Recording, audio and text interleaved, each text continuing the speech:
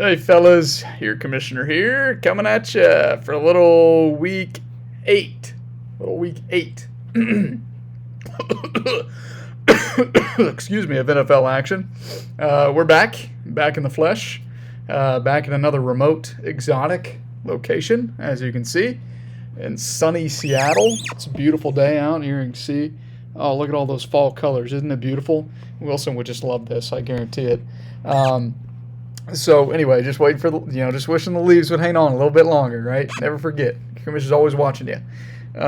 So of course, last week, obviously very weird week. Something that hasn't happened since I started doing these regularly that I missed. I did not do a State of the Union video. Never happened before. So I'd like to apologize to you guys. I wanted to do it. I'd meant to do it. I had time to do it. It was a very busy last week. Of course, we were supposed to close on our house on Wednesday. It is now a week past when we were supposed to close, and we still don't close. We still haven't closed yet. We still don't know when we're going to close. Maybe tomorrow, maybe Friday, maybe next Friday, maybe never, right? Who knows? So, but fortunately, we're able to stay kind of full steam ahead, getting moved into the new house. Tour coming soon, maybe next week, maybe not. We'll see. If not, very soon. So still trying to work that out, but long days, tiring days. Of course, with me going to Seattle on Sunday, trying to get everything worked out so Erica wasn't left in the lurch, having to move stuff or clean stuff in the old house by herself. So husband of the year, despite what she would probably tell you. Anyways, obviously Hogs played LSU, just not really a competitive game at all. Kind of kept it somewhat close early in the game, and I don't know. LSU wasn't overly impressive to me. It's just they just too many mistakes, and there were some really bad calls that I think kind of swung the game away from our favor. If they had been the right calls that had been made, the correct calls, I think we could have seen maybe a little bit different of an outcome. I think we would have hung in there a little bit better. But hey, it's tough to beat the refs, right? So. Anyway, let's go ahead here, get into a recap of last week's games. Probably a quicker video, shorter video, of course. Sorry to deprive y'all, especially after missing one, but that's the way it is. We're on the road, re-energized, refocused, doing a leadership training course this week here in Seattle, so it's been fun. It's been honestly, probably one of the best classes that I've taken, or trainings I've taken in the entire career I've had at the department. So really, really enjoying it, really excited to not only use it in my work, but maybe use it for you guys too, right? But probably not. Anyway, so we'll start off here. Obviously, there was no game of the week last week. What probably would have been the game of the week, which, of course, hindsight's 2020, but just looking at the projections, probably would have been Rip and Ford if I had to take a guess. And insert your product here, the Nestle. Rip still work for Nestle? I don't know where you guys work. Nobody tells me anything. I think you guys forget. Maybe this is on me, right? Too. I should reach out to y'all. I should be more involved in your guys' lives, of course. But sometimes always feels a little bit one-sided, right? For me, because. Most of you guys, now I know not all of you watch the videos every week, Craig, but those that do, I mean, you get an insight into me, into my life, what's going on, how things are going. I don't really have an avenue for that for you guys other than me picking up the phone and texting you, right? So I guess I should just do that more. But anyway, I'm going to assume Rip still works at Nestle. I think he's a company man. Probably would have been All You Need Is Love versus the Father Figures, and it would have lived up to the game of the week shit fest. As this is not our dog shit teams of the week. However, the only matchup I believe so far this season where both teams have scored below 100 points. Both of these teams deserve to lose this week. Neither one of them did. One of them did not. Of course, Ford's under still alive and well. He falls 97.8 to 94.8 to fall to 3-4. Rip somehow finds a way to win 2 in a row. Gets to 3-4. Really kind of carried by nobody. Really, Breece Hall and Jordan Love, I guess. Father figures, of course, had Kenny Walker, got nothing from Devonta, nothing really from Pop Douglas. Dak was on bye. Aaron Rodgers had, 23 points, not great. Keon Coleman left on the bench, 18 points. CD on bye, obviously. Ferguson on bye. This was the week to catch Ford. And honestly, if I was a little bit more in tune with how things were going last week, seeing that 144 and seeing Ford not have three of his top three guys, probably really, this should have been a max bet, $10 fab under. It was screaming out. It was screaming out because those are some tough matchups that Ford had as well, and with A-Rich coming back and Pittman's production is going to go down, right? That was an obvious one, right? I'm surprised more people weren't in on that, but people get scared now. I mean, we're running low on funds. $5-10 fab could just go away for nothing. That's scary stuff. That's like some people. That's 50% of their budget that they have left, right? So, but anyway, whatever. We always have a game like this every year. It usually always seems to involve Rip and Ford. If I feel like I'm not making that up, it always seems like these two gutter dwellers always seem to produce just dog shit results whenever they play each other, or get this kind of bullshit luck where they score below 90 points and their opponent scores below 90 or 100 points, and both ways. So anyway, moving on. Next, we got Keeping the Faith picks up their second win of the season, busts the 3-game losing streak I think I was on. Beat Living on Burrow Time 129 to 115. But what did it cost me in the process? Well, it cost me Chris Godwin, right? Chris Godwin, dirty-ass Roquan Smith, broke his ankle on a hip drop tackle. This guy has probably injured more players in the league than maybe even Vontaze Burfict. This guy needs to be removed from the league. He doesn't know how to play football the right way. He doesn't know how to play football without killing somebody. This sucked. I mean, Godwin was the number 2 wide receiver in fantasy. Didn't have a great game, but he literally was helping, give my team somewhat of a pulse. And this, honestly, I'm very fortunate. I took chances on 2 guys. I really believed in 2 guys, DK and Godwin, and they've been carrying the load for me while, obviously JT and CMC haven't been playing. Now without them, obviously I had to deal with Sutton's gooser on Thursday night. Thought it was all downhill. This sucks. And even going late into the Monday night games, I was still losing because Rashad Bateman, another one of my guys that I've believed in and played numerous times and never does anything for me, just tries to abuse me. He has literally his fantasy career best. His best in his career, right?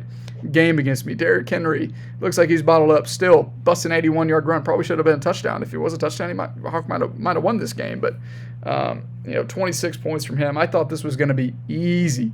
I thought Hawk wasn't even going to sniff 100 points on Monday night. And here I am sweating out because Baker did nothing in the first half. Godwin did nothing. Tracy was doing nothing. McConkey was doing nothing. And, or not Tracy, I'm sorry, McConkey. And fortunately, they were able to kind of get some things going towards the end of their games. And 42 points from Baker, but you got to think, is that production going to keep up? Probably not. So, Hawk was due for a little bit of a letdown, and even this really wasn't that bad, for him. He's 4-3. I think he's, I could see him settling into more of a Jeff Fisher. I think he was one of our Jeff Fisher candidates during his earlier time in his earlier league tenure. For me being 2-5, whatever. I move up from 12 to 11, right? So I've got the sixth most points in the league, 6th most points in the league, and the 2nd most points against, right? So I still have a holding out hope that I can maybe somehow, some way get to that 6th seed. But with losing Godwin, CMC is not back for another 2 weeks. JT, who knows? I don't know. DK's banged up now. What do you do? Right? What do you do? So, anyway, moving on here. Swamp Donkeys continue their resurgence. They've won now 2 in a row to get to 3-4.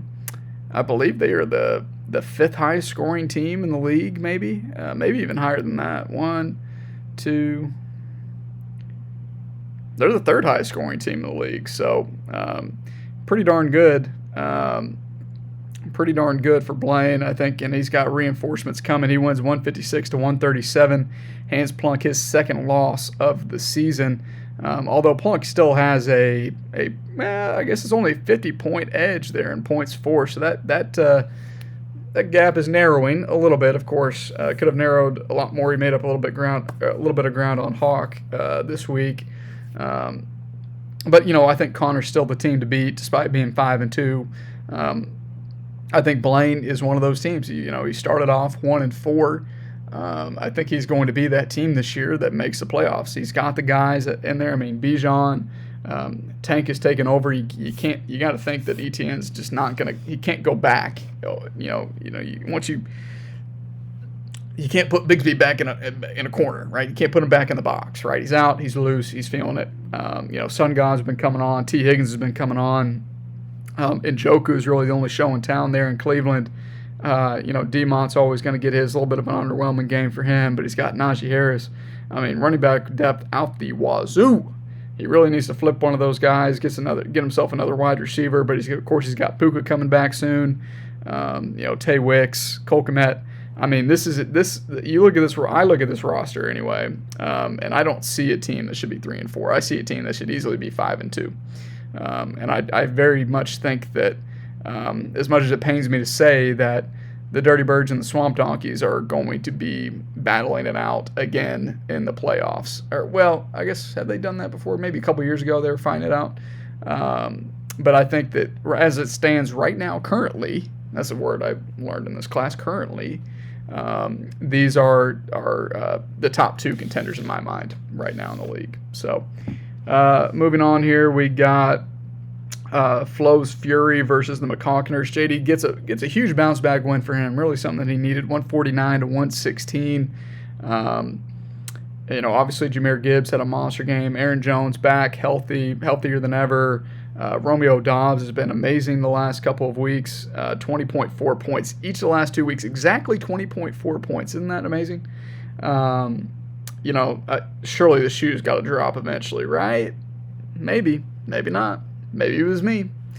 Shakir did pretty well.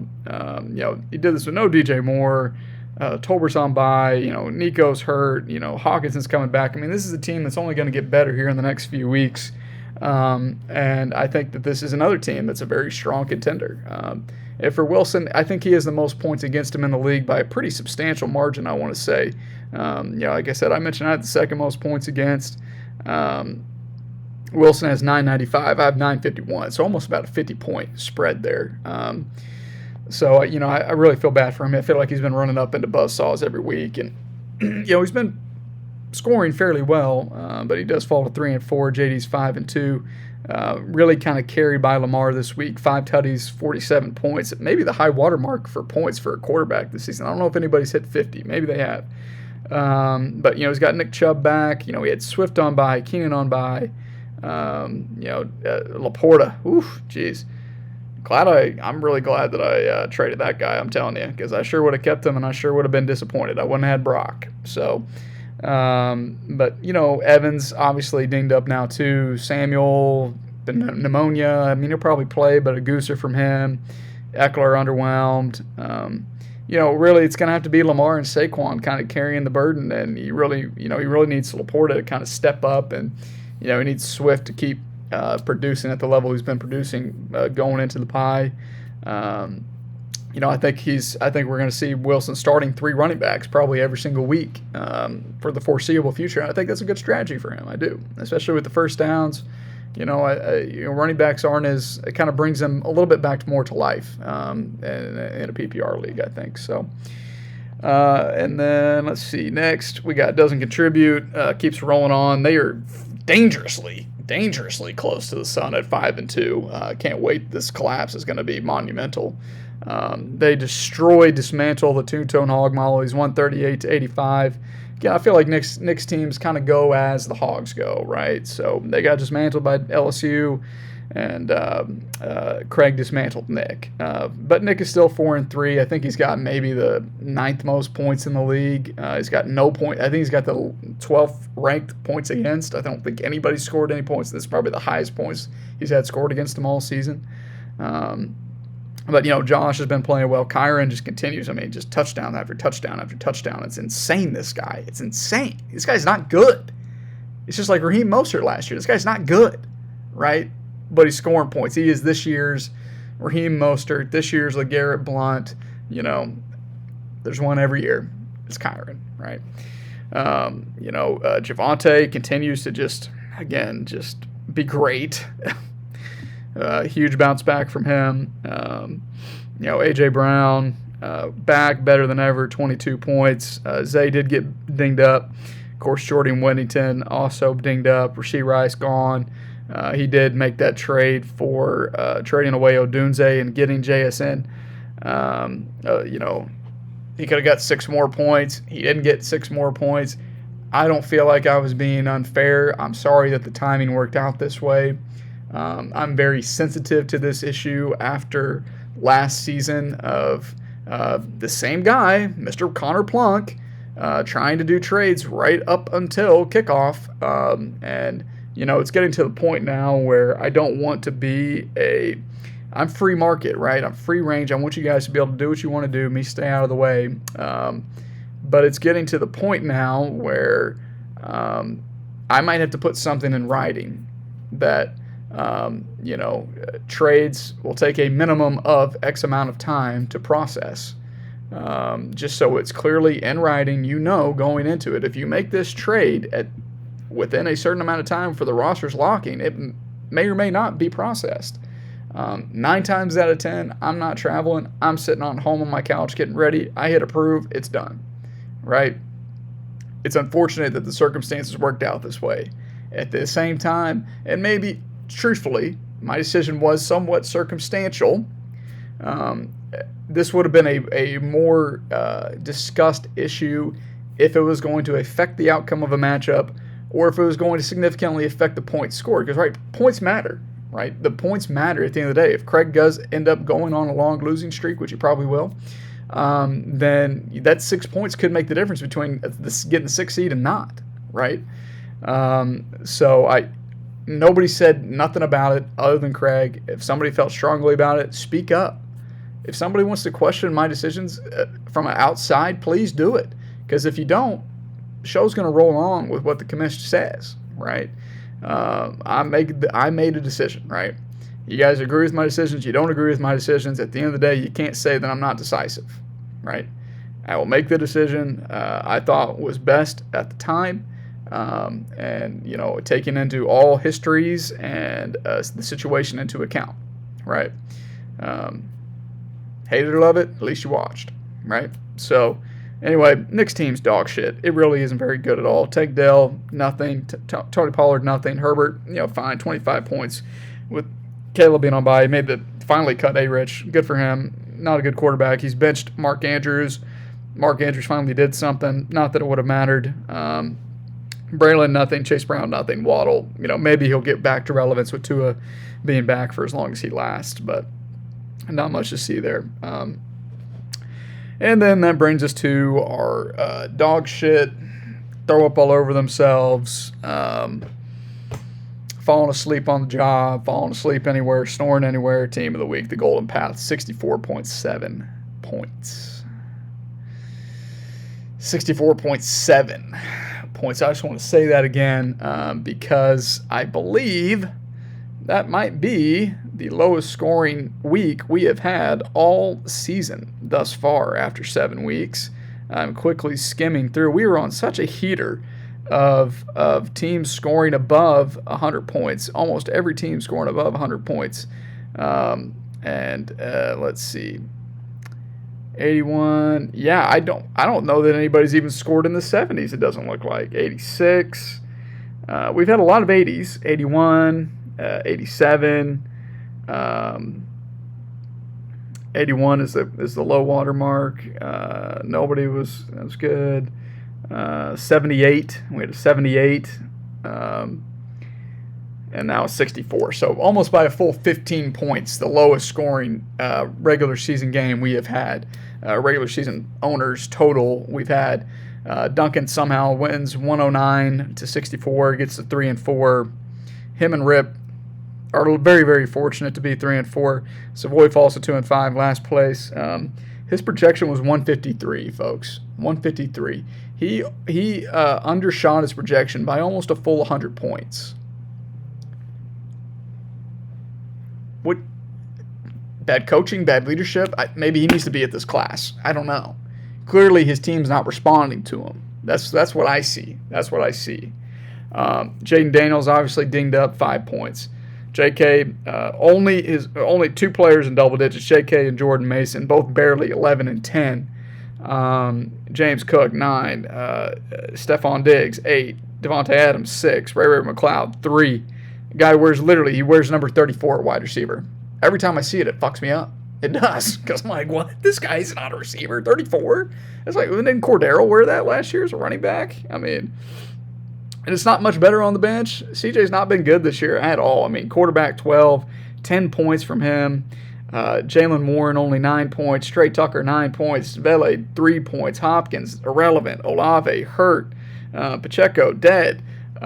It's very disheartening. I don't know where the reinforcements are going to come from. Obviously, you have Olave back. I mean, what was Olave doing before, right? He's wide receiver 56. He kind of had a good little run there, but 3.5, negative 0.5. Got a date with probably Patrick Surtain up next, or he missed that game. I'm sorry. The Chargers, good defense. Panthers should bounce back. I mean, he's got some decent matchups coming up. If he can't turn it around against them, I mean, folks, close up shop. This team's done. It seems like, Jalen's not going to play this week. At least he's got Stroud going against the Colts, which he did have his best game of the second best game of the season. He had 28 points earlier this year against the Colts. So you got that kind of glass half full. Ingram dinged up a little bit again. Probably not. Probably just maintenance. But it's not good. And for Duncan, Purdy, terrible game, but he got 2 rushing touchdowns. The power of rushing touchdowns, he got 24 points, right? Jacobs caught his first passing touchdown, receiving touchdown. BTJ continues to be great. He didn't play Jerome Ford, no Tajay Spears. Calvin Ridley stinks. Cade Otton was on the bench. Probably shouldn't be on the bench the rest of the season. You don't want to be starting Zach Moss, but hey, brighter days may be ahead.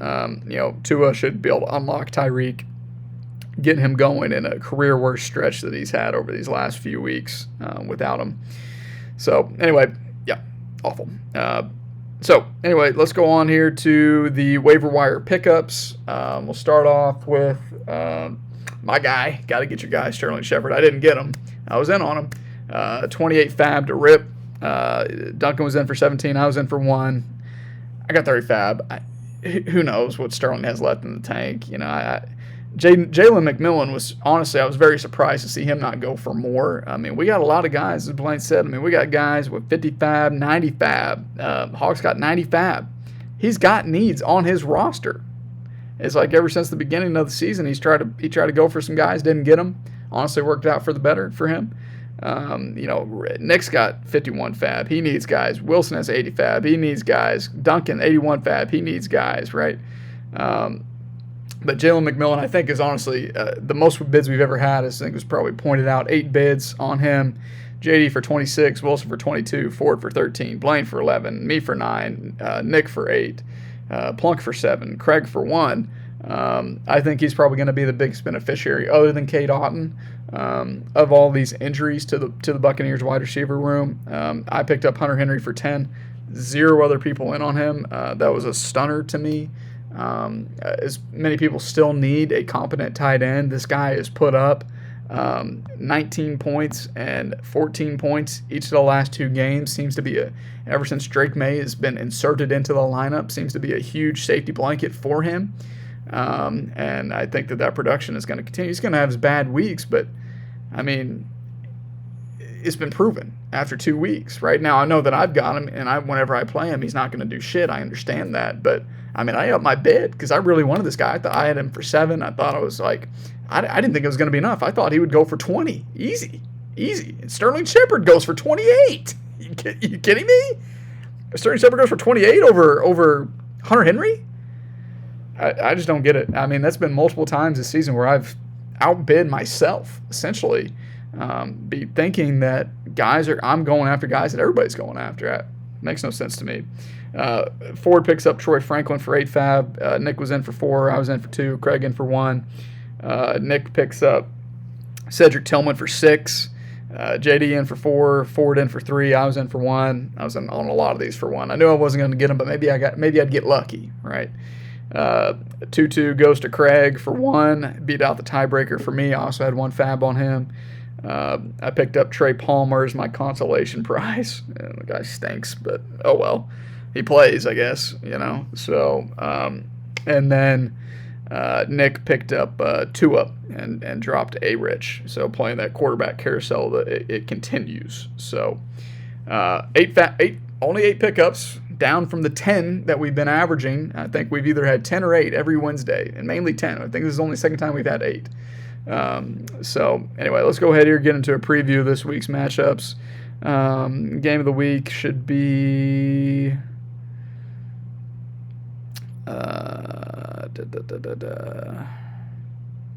oh yeah, that's a good one. Yeah. So we'll start off here. Father figures versus keeping the faith. Ford's projected to win, of course, as he's been projected pretty much every game this season to score about 150 points to my 135. I got questionable guys all over the damn field, all over the damn lineup.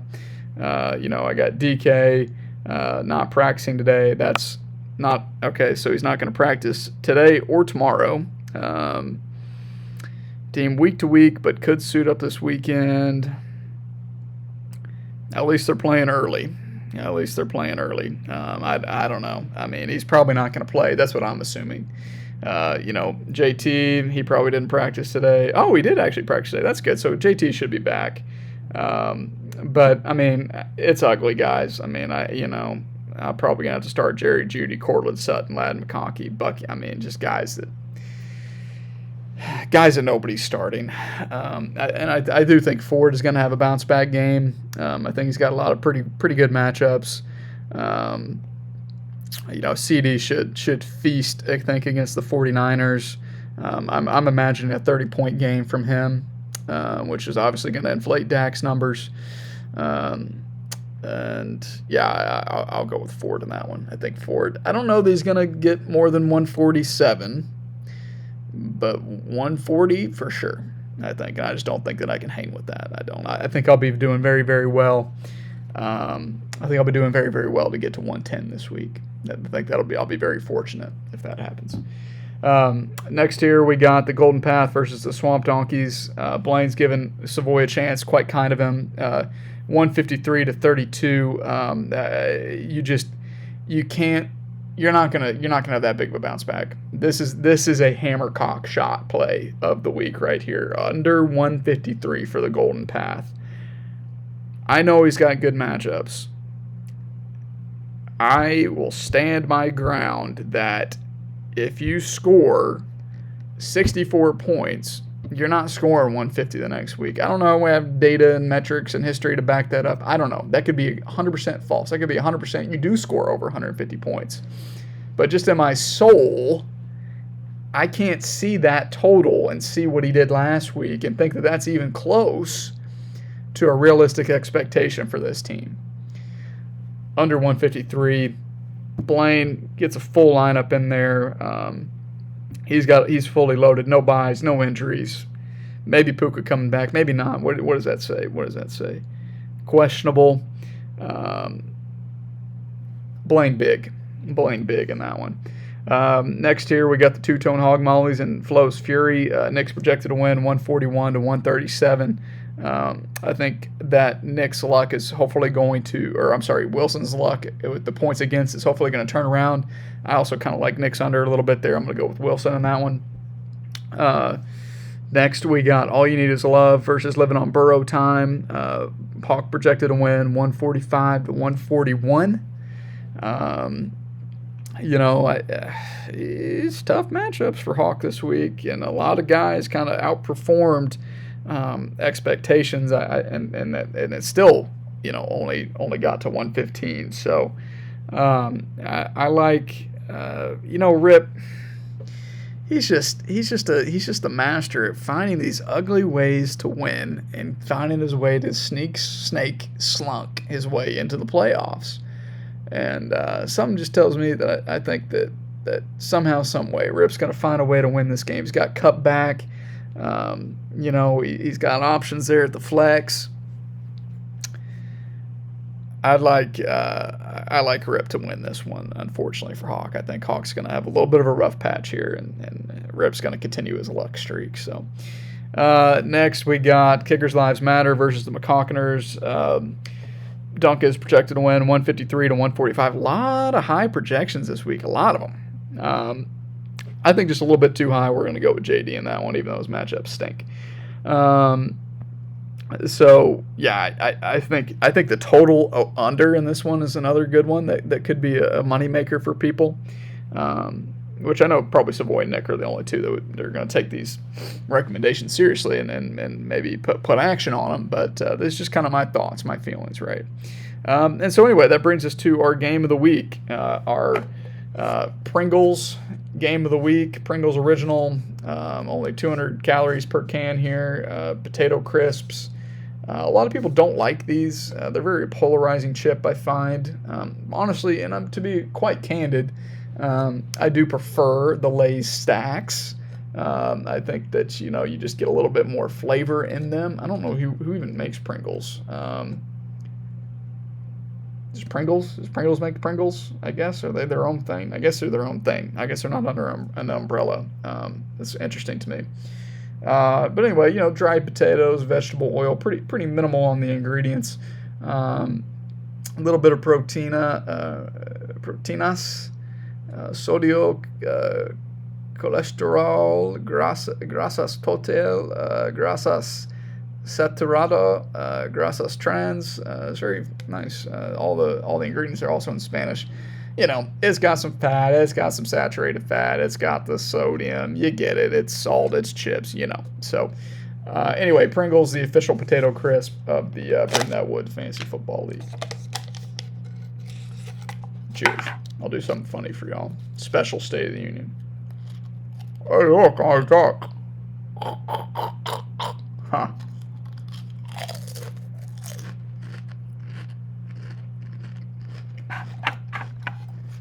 Just something fun, fun for the kids. Show your kids. I bet they'll love that. I bet it'll make their night. So,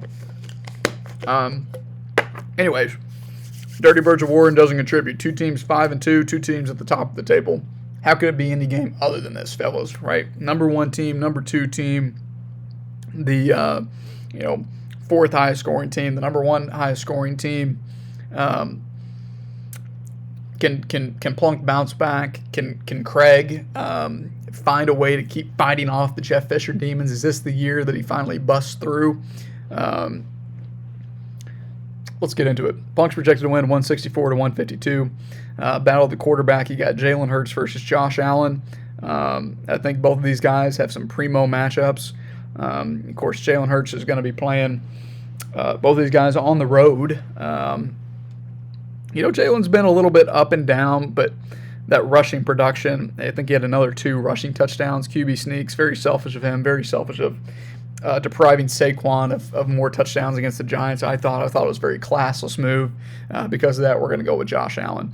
Battle of the running back, you got Mixon, who's just been incredible this year. All of the touches, all of the touchdowns, it's insane what he's doing. Again, one of my former guys, got rid of him. Now he produces at this level. What do you expect, right? Devon Achane versus Kyron Williams and James Conner.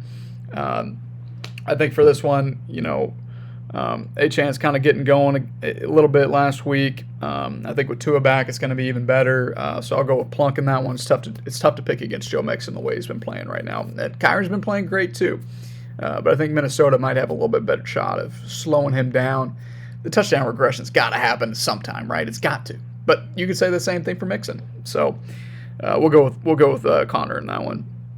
Battle of the wide receivers. You got Jay Jetta.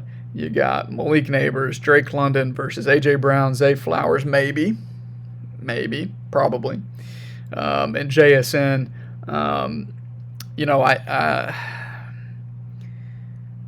This is a tough one for me. Good matchups. I just think, and especially if DK doesn't play, JSN obviously, skyrockets. I wonder, a little bit tougher matchups, but I think the talent, the way the guys have been playing, Drake London's been playing amazing. Finally reaching up to his potential in year 3, right? Year 3, year 2? I can't remember. Is this year 2? Year 3. Yeah, the third-year breakout that you hear about, right? He's experiencing it. Wide receiver 2, wide receiver 15, wide receiver 8 the last 3 weeks. So we'll go with Connor in that one. Battle of the tight end, you got Kincaid versus McBride. We'll go McBride. And then battle of the flex, you got Kareem Hunt. The rich just get richer, man. He took a gamble on Kareem. It paid off. You got him for less than half of what I paid for Steele, and triple, quadruple, infinite the production versus Javonte Williams. I think this is close. Both these guys are playing so well, so I'm going to have to push that one. I think ultimately it's going to come down to can Craig's wide receivers hang in there, because running backs hang in there for him to have a chance. Obviously, Connor's projected to win by about 12 points, so it makes sense that he was getting more of the positional advantages. That being said, I'm going to be nice to Craig since I was mean to him over the weekend. It's quite funny. I'm sure Connor was probably looking at this game, and that's why the trade probably came to fruition. But proactive, he's a planner, Connor. He's always forward thinking. I'm going to go with Craig. I think Craig pulls off the upsets, puts Plunk on a 2-game losing streak, and cements himself there at the clear top of the table, number 1. Because I just think it'd be funny to see if he can actually. How much pull does the Jeff Fisher factor have? I want to know. I want to know how high it can go for it to potentially be pulled down. Not saying that it's going to happen. Not saying I want to see it happen. The thing I just did. It'd be curious to see, right? Research, purely research, engineer mind research, right? It'd be an interesting hypothesis to test, right? So anyway, that's all I got this week, fellas. Again, sorry for missing. Obviously, no State of the Union, no power rankings last week. Power rankings should have happened. I put guys in charge. I put a guy in charge of that. Guys let me down before. They'll probably let me down again. But he's still my guy. So I got to coach him. I got to be better. I got to be a better leader and a mentor for him. I got to check in. I got to say, hey, how's it going? Where are we with this? And if it doesn't get done, then just got to step up and do it myself, right? So, anyways, Power Rankings will be back tomorrow. Traveling again, so unsure of the timing. Hopefully I can maybe do it while I'm in between airports. So Council, if you're listening to this, watching this tonight, get them in as quickly as you can. Get them in tonight, even if you want. I don't care. So anyways, good luck this week, fellas. Stay safe out there, and as always, woo pig.